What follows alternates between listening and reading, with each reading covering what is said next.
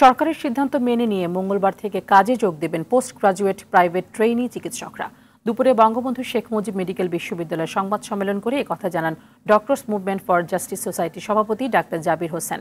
তিনি বলেন, আন্দোলনের সময় বিভিন্ন মহল চিকিৎসকদের বিরুদ্ধে যে ট্যাগ দিয়েছে তা দুঃখ প্রকাশ করে প্রত্যাহার করা না হলে আবারও আন্দোলনে যাবেন তারা।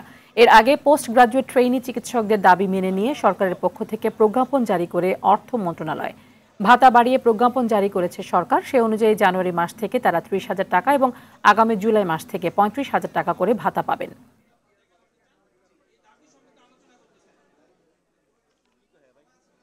জুলাই থেকে 35,000 টাকা এবং জানুয়ারি থেকে 30,000 টাকা, এটা মানছি। আগামীকাল 8টা থেকে আমরা কাজে ফিরব। তবে আমাদের ফ্যাসিবাদের দোসর বা রাষ্ট্র অস্থিতিশীল করার যে ট্যাগিং দেওয়া হচ্ছে, আমরা সকল চিকিৎসক সমাজ এর তীব্র নিন্দা জানাচ্ছি